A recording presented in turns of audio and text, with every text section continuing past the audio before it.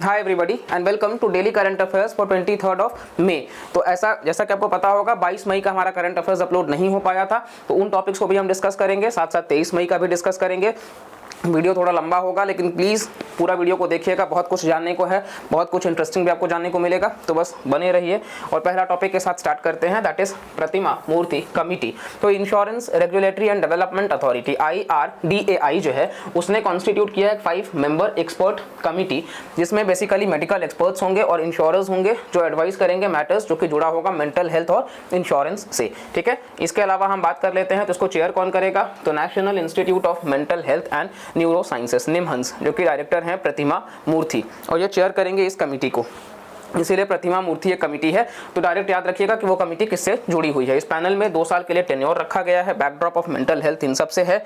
इसके साथ साथ आप देखोगे तो ये प्रोवाइड करते हैं एडवाइस और इनपुट्स जो कि कवरेज देने से जुड़ा हुआ है मेंटल इलनेस से, और जो भी टर्मिनोलॉजी वगैरह है उसको क्लियर करना, उसका कॉन्सेप्ट वगैरह उन सबको बताना और एग्जामिनेशन करना सभी एस्पेक्ट्स से, कि उसका ट्रीटमेंट वगैरह की बात। IRDAI की बात कर लेते हैं तो ये एक बेसिकली आप देखोगे तो एक स्टैट्यूटरी बॉडी है जिसको बनाया ही गया था अंडर एक्ट ऑफ पार्लियामेंट, और ये यानी कि स्टैट्यूटरी का मतलब ही है कि एक्ट होगा जो कि insurance regulatory and development authority act 1999 का है। तो ये आपको ध्यान रखना है कि ये एक स्टैट्यूटरी बॉडी है, 1999 के एक्ट से है। ठीक है, इसके अलावा आप देखोगे तो बेसिकली इंश्योरेंस सेक्टर से डील करता है, और यहाँ एक्ट का नाम है दोनों ही, ये जो पावर्स एंड फंक्शंस इसका मिलता है। इसके अलावा ये जो एक्ट 1938 का है ये इसको गवर्न करता है इंश्योरेंस सेक्टर को, और सेक्शन 14 जो है वो ड्यूटीज पावर्स एंड फंक्शंस की बात करता है। की ऑब्जेक्टिव्स यही है कि पॉलिसी होल्डर्स को उनका इंटरेस्ट बचाया जा सके और कहीं ना कहीं इंश्योरेंस इंडस्ट्री को बढ़ाया जा सके, सेटलमेंट वगैरह फास्ट किया जा सके, अगर कोई क्लेम करता है तो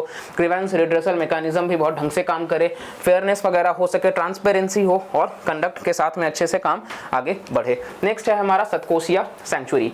तो आप देखोगे तो कहीं ना कहीं 200 से ज़्यादा एलिफेंट्स जो हैं वो सतकोसिया वाइल्ड लाइफ सेंचुरी में उनके घर जो हैं वो बेसिकली आपको देखने को मिल जाएंगे इस तरीके से। ये आपको देखने को मिलेगा कौन से राज्य में है, ओडिशा में है। सतकोसिया जो है वो ओडिशा में है, महानदी रिवर उसी से सतकोसिया। और ये आप देखोगे तो narrow stretch of river Mahanadi Satkosia. ये सेंचुरी जो है उसको रिकॉग्नाइज किया गया है नेशनल टाइगर कंजर्वेशन अथॉरिटी के द्वारा क्रिटिकल टाइगर हैबिटाट। इसके अलावा आप देखोगे तो यहाँ फीचर्स की बात कर लेते हैं तो सतकोसिया गॉर्ज सेंचुरी भी है और बाईसपल्ली सेंचुरी भी लाई करता है। फ्लोरा में आप देखोगे तो ड्राई डेसिडुअस है और मॉइस्ट फॉरेस्ट भी एग्जिस्ट करते हैं। फौना आप पढ़ सकते हैं एलिफेंट्स, टाइगर्स, लेपर्ड्स, वही सारे। और ये बेसिकली जंबो कंसर्न आप देख सकते हो आर्टिकल किस तरीके से पूरा का पूरा आया था सतकोसिया गॉर्ज को कवर करते हुए। नेक्स्ट हम बात कर लेते हैं दैट इज एक्सरसाइज समुद्र शक्ति 2023। तो ये भारत और इंडोनेशिया के बीच में एक्सरसाइज समुद्र शक्ति कंडक्ट किया गया है, जहां पे INS कावारत्ती जो है जो इंडिजिनसली डिजाइन और डेवलप भी किया गया है, तो वो भी बाटम इंडोनेशिया में पहुंच चुका है पार्टिसिपेट करने के लिए। ये बेसिकली इंटरऑपरेबिलिटी को बढ़ाएगा, जॉइंटनेस और म्यूचुअल कोऑपरेशन किसी भी बीच होता है तो इंटरऑपरेबिलिटी ही बढ़ाया जाता है। इसके अलावा हार्बर फेस वगैरह को भी बढ़ाए जाने की बात करी गई है। ये एनहांस करेगा इंटरऑपरेबिलिटी वगैरह, ये हमने देख लिया है। और सी फेस के समय वेपन फायरिंग, हेलीकॉप्टर ऑपरेशंस, इन सब की बात होती है। ज्यादातर जो सवाल होगा वो डायरेक्ट होगा कि समुद्र शक्ति किन 2 नेशंस के बीच में है, तो भारत और इंडोनेशिया के बीच में है। इसके अलावा आप देखोगे तो बाइलैटरल एक्सरसाइज इंडोनेशिया के साथ में होता है एक्सरसाइज गरुड़ शक्ति, जो कि बेसिकली ये भी एक बाइलैटरल ही है। कॉर्पैट भी है इंडिया और इंडोनेशिया के बीच नेवल का, और कोमोडो भी है जो कि एक मल्टीलैटरल नेवल एक्सरसाइज है इंडोनेशियन नेवी और इंडियन ओशन। तो गरुड़ शक्ति याद रखिएगा, कॉर्पैट याद रखिएगा, कोमोडो याद रखिएगा, और साथ साथ हमने अभी समुद्र शक्ति पढ़ा, तो गरुड़ शक्ति समुद्र शक्ति दोनों याद रखिएगा। नेक्स्ट हम बात कर लेते हैं बाओबाब ट्रीज। तो मध्य प्रदेश गवर्नमेंट ने डिसाइड किया है फॉरेस्ट डिपार्टमेंट से कि वो परमिशन नहीं देंगे ट्रांसलोकेट करने के लिए धार रीजन जो में बाओबाब ट्रीज का। नाउ ये एक basically long lived deciduous small to large trees हैं 20 से 100 फुट के आसपास के, और इनका डिस्टिंक्टिव अपीयरेंस है। और इसके साथ साथ ये अपसाइड डाउन होते हैं, रूट्स जो है वो स्काई तक पहुंचता है, और ये बेसिकली प्री हिस्टोरिक स्पीशीज हैं। ठीक है, 200 मिलियन साल से भी पुराने। और इसके अलावा अफ्रीका, मेडागास्कर, इन सब रीजन में, ऑस्ट्रेलिया में भी, मांडू मध्य प्रदेश में जो है वहाँ पे ये इकलौता पाया जाता है। इसके अलावा ये थाउजेंड्स ऑफ ईयर्स पुराने माने जाते हैं, और साथ साथ ये जिम्बाब्वे वगैरह में भी देखने को आपको मिल जाएंगे, और काफ़ी फेंट ग्रोथ रिंग्स हैं इनमें, और इसके अलावा बॉटल शेप्ड होते हैं और राउंड या ओवल शेप्ड भी होते हैं। साथ साथ आप यूजेस में देखोगे तो मेडिसिनल प्रॉपर्टीज भी है, भील जनजाति जो है इसका इस्तेमाल करते हैं, और इसके अलावा आप देखोगे तो ये स्टोर करने के लिए भी होते हैं पानी को रेन्स के समय। नेक्स्ट हम बात कर लेते हैं मिल्क वीड बटरफ्लाइज का। तो रिसेंट स्टडी कंडक्ट किया गया है इसके ऊपर, सदर्न इंडिया में ये है मिल्क वीड बटरफ्लाइज तो ये डाइवर्स ग्रुप ऑफ बटरफ्लाइज हैं जो बेसिकली निम्न फेलाडी फैमिली से बिलोंग करते हैं। और इसके अलावा आप देखोगे तो मोनार्क बटरफ्लाई है, राजशाही, और रीजन्स ऑफ ओल्ड, ये ट्रॉपिकल मतलब रीजन्स में पाए जाते हैं। ओल्ड वर्ल्ड यानी कि यूरोप, अफ्रीका और एशिया, और न्यू वर्ल्ड में नॉर्थ अमेरिका, साउथ अमेरिका और कैरिबियन। इसके अलावा आप देखोगे तो बेसिकली क्वीन बटरफ्लाई भी इनको कहा जाता है। और नेक्स्ट हम बात कर लेते हैं तो कैरेक्टरिस्टिक्स में ये स्लोली फ्लाई करते हैं और साथ साथ में माइग्रेट करते हैं अलग अलग डिस्टेंसेस को, और बेसिकली मिल्क वीड प्लांट्स पे फीड करते हैं, इसीलिए मिल्क वीड बटरफ्लाई का नाम ही पड़ गया है। और साथ साथ में आप देखोगे तो ये एक्रिड वगैरह, मिल्की जूसेस वगैरह भी कंबाइनली मतलब ये कंज्यूम करते हैं, जो बेसिकली इनको प्रोटेक्ट करने का भी काम करता है। इसके साथ आप देखेंगे तो बेसिकली न्यू पार्लियामेंट बिल्डिंग की हम बात कर लेते हैं। तो प्रधानमंत्री जो है वो इनॉग्रेट करेंगे मच अवेटेड जो नया पार्लियामेंट बिल्डिंग है 28 मई को, ठीक है। कहीं ना कहीं आप देखोगे तो राहुल गांधी इवन ये भी बोल रहे हैं कि साथ साथ में प्रेसिडेंट जो है वो मतलब उनको इनॉग्रेशन करना चाहिए नए पार्लियामेंट बिल्डिंग का। इसके अलावा यहाँ पे आप देखेंगे तो ये पार्ट है इंडिया के सेंट्रल विस्टा रीडेवलपमेंट प्रोजेक्ट का, जो कि 2019 में लॉन्च किया गया था। साल इंपॉर्टेंट है, याद रखिएगा। फाउंडेशन को ले किया गया था 10 दिसंबर 2020 में, और बेसिकली ये 4 स्टोरी बिल्डिंग है ट्रायंगुलर शेप में। इसके अलावा आप देखोगे तो बेसिकली इसको Ahmedabad based HCP design planning and management और कंस्ट्रक्शन किसने किया है, तो टाटा प्रोजेक्ट्स लिमिटेड ने।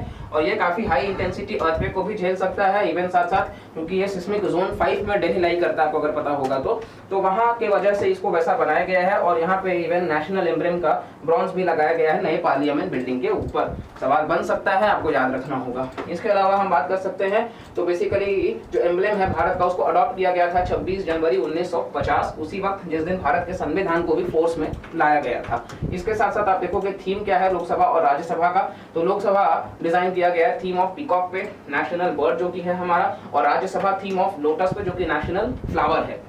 ये आप ध्यान रखिएगा, डायरेक्ट सवाल हो सकता है प्रीलिम्स में। लोकसभा जो है वो पीकॉक पे और राज्यसभा जो है वो लोटस पे। ये हमने देख लिया, दोनों ही नेशनल बर्ड और नेशनल फ्लावर भी हैं। सीटिंग कैपेसिटी आप देखोगे तो बेसिकली इसी के लिए इसको बदला गया, क्योंकि वहां पे जो मेंबर्स का स्ट्रेंथ था वो कम पड़ रहा था।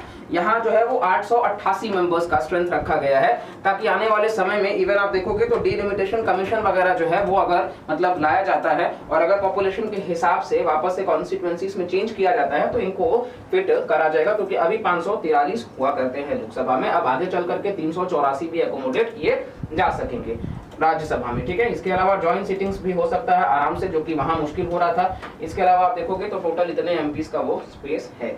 इसके अलावा ये सेंट्रल विस्ता रीडेवलपमेंट प्रोजेक्ट हमने देखा, इसी का पार्ट है, जो कि कर्तव्य पथ भी नाम चेंज किया गया राजपथ का। इसके अलावा वाइस प्रेसिडेंट वगैरह और बाकी भी ऑफिसेस इसमें सबका रहेगा। ओल्ड पार्लियामेंट बिल्डिंग जो है वो बनाया गया था 1927 में, जो ऑलमोस्ट 100 साल तक आप देखोगे कि चला है। नेक्स्ट हम देखेंगे तो कारण क्या है, स्पेस वगैरह नहीं होता था, उसको मॉडर्नाइज किया गया।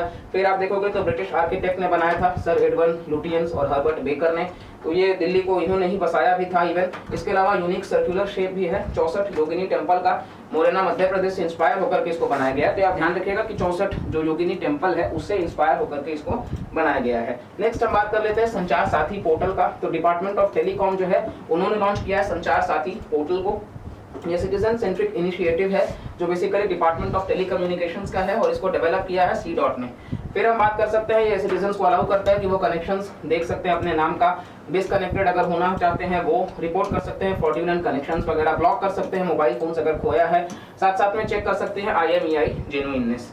इसके अलावा संचार साथी जो है उसमें CEIR, टैफकॉप, ये सारे आप देख सकते हो, बाकी फोन कोना ये सब भी हमने देख लिया है। नेक्स्ट आप बात कर सकते हैं तो बेसिकली ये फैसिलिटेट करेगा मोबाइल सब्सक्राइबर को कि वो मोबाइल कनेक्शन किसके नाम पे है वो सब, और उससे रिलेटेड रिपोर्ट अगर करना है तो वो कर सकते हैं। सिम इशू किया जाता है फ्रॉडुलेंट डॉक्यूमेंट के बेसिस पे, तो इसके लिए ASTR जो है artificial intelligence and facial recognition का इस्तेमाल किया जाएगा। नो योर मोबाइल फैसिलिटेट किया जाएगा ताकि जो जेन्युइननेस है IMEI का उसको चेक किया जा सके, और वैलिड मोबाइल नंबर वगैरह भी उससे रजिस्टर्ड होगा। साथ साथ हम बात कर लेते हैं मेरी लाइफ ऐप का। तो रिसेंटली मेरी लाइफ ऐप जो है वो लॉन्च किया गया है यूनियन मिनिस्टर फॉर एनवायरनमेंट जो कि भूपेंद्र यादव जी हैं उनके द्वारा। इसके अलावा आप देखोगे तो ये एम्पावर करता है यंग पीपल को और इनकरेज करता है उनके पार्टिसिपेशन को क्लाइमेट चेंज से, और प्रमोट करता है माइंडफुल यूटिलाइजेशन वगैरह। और इसके तहत यूजर्स जो है वो पार्टिसिपेट कर सकते हैं अलग अलग थीम्स में, save energy, save water, reduce single use plastic, adopt करना सस्टेनेबल फूड सिस्टम को, और अडॉप्ट करना हेल्दी लाइफस्टाइल को। और इसके अलावा हम देखेंगे बेसिकली तो ये यूनियन एनवायरनमेंट मिनिस्ट्री जो है वो इम्प्लीमेंटेशन का काम करती है। और इसके साथ साथ हम देखेंगे तो ये 2 पार्ट्स में है, मिशन लाइफ पोर्टल और मिशन लाइफ पोर्टल दोनों ही रिलेटेड है, जो कि बेसिकली आप देखोगे तो कहीं ना कहीं क्रिएटिव वीडियोस बनाना और उससे रिलेटेड सॉल्यूशंस को प्रोवाइड करना।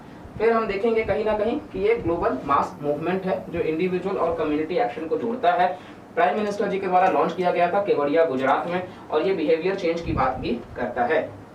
फिर हम आते हैं Kishtwar high altitude national park में, जो कि बेसिकली जम्मू कश्मीर में आपको देखने को मिल जाएगा। ये आप याद रखिएगा 1981 में लाया गया था। और इसके साथ साथ यहाँ से मारवा रिवर भी आपको देखने को मिल जाएगा।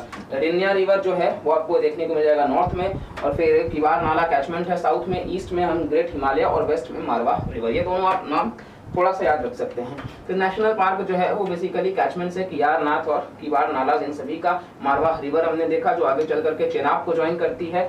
फिर हम देखेंगे बेसिकली कि ग्रेटर हिमालयस का भी ये पार्ट है, ग्रेनाइट वगैरह वहां से मिलता है मार्बल के इस्तेमाल में। टेम्परेट कॉनिफर फॉरेस्ट है, माउंटेन है तो कॉनिफर फॉरेस्ट ही होगा। इसके अलावा आप देखोगे तो हिमालय और ब्लू पाइन वगैरह। फोना में आप देखोगे तो स्नो लेपर्ड वगैरह जो IUCN में वल्नरेबल आपको पता है। स्नो लेपर्ड जैसा कि हमने आपको बताया साइंटिफिक नेम इनका आप देखेंगे तो पैंथेरा अंसिया है, और इसके अलावा ये बेसिकली हंट करते हैं नाइट में ही। साथ साथ आप देखोगे तो माउंटेनियस रीजन्स में देखने को मिल जाएगा 12 कंट्रीज में, अफगानिस्तान से लेकर के बाकी सारे भूटान, चाइना, इंडिया और बाकी नाम आप देख सकते हैं। स्टेट्स में भारत के राज्य में जम्मू कश्मीर, हिमाचल प्रदेश, उत्तराखंड, सिक्किम और अरुणाचल प्रदेश। स्नो लेपर्ड का IUCN हमने बताया वल्नरेबल है, शेड्यूल 1 में है IUCN के, अपेंडिक्स 1 है साइट्स की, ठीक है, ये आप याद रख सकते हैं। बाकी कहीं ना कहीं वाइल्ड लाइफ प्रोटेक्शन एक्ट के शेड्यूल 1 में ही है, और ये की स्टोन स्पीशीज है, ये आप ध्यान रखिएगा। डायरेक्ट सवाल आता है कि स्नो लेपर्ड इंडिकेटर स्पीशीज है, की स्टोन स्पीशीज है, फ्लैगशिप स्पीशीज है, तो ये की स्टोन स्पीशीज है, ये दर्शाता है उस चीज को, ये आप ध्यान रखिएगा। नेक्स्ट यहाँ पे हम बात कर लेते हैं साउथ एशिया गैस एंटरप्राइज का, सेज। तो बेसिकली ये जो है सेज एक इंटरनेशनल कंसोर्टियम है कंपनीज का जो डीप वाटर पाइपलाइन प्रोजेक्ट्स बना रहे हैं, जो पेट्रोलियम और बाकी सी गैस से डेवलप करके, और ये deepest under water transnational gas pipeline होगा, deepest under water transnational gas pipeline. और ये न्यू दिल्ली बेस्ड जो सिद्धोमल ग्रुप है उनसे जुड़ा हुआ है। साथ साथ आप देखोगे तो मिडिल ईस्ट को कनेक्ट करता है इंडिया के डीप वाटर पाइपलाइन से, जो आगे चल करके रिच गल्फ और मिडिल ईस्ट रीजन्स से जुड़ा हुआ है। और सेज जो है वो इंडिपेंडेंट है, भारत सरकार के ऑनशोर पेट्रोलियम इनिशिएटिव का ये पार्ट भी है। और आगे चल करके आप देखोगे तो ये नेचुरल गैस जो है गल्फ रीजन से वो भारत तक लाया जाएगा, और फिर उस तरीके से विकास जो है वो भारत का आपको देखने को मिलेगा, अरेबियन सी होते हुए शॉर्टेस्ट डिस्टेंस गुजरात और महाराष्ट्र वाले रीजन में। और साथ साथ में ओमान से ओरिजिन किया जाएगा मिडिल ईस्ट होते होते, और बाकी गुजरात के पाइपलाइन में जोड़ा जाएगा, 1300 किलोमीटर तक का होगा। और साथ साथ में आप देखोगे तो यहाँ पे अगले 20 साल में इस पे काफी ज्यादा एनर्जी मार्केट जो है वो बूम करके आएगा। तो this was all for today's current affairs. Video आप लंबा हुआ होगा, लेकिन प्लीज अगर आपने पूरा देखा होगा तो काफी कुछ नया जानने को मिला होगा। तो ऐसे सच वीडियोस के लिए प्लीज लाइक करिएगा, चैनल को सब्सक्राइब करिएगा, कमेंट करके भी जरूर साझा करते रहिएगा अपने व्यूज को। मिलते हैं अगले लेक्चर में, bye bye, take care and जय हिंद।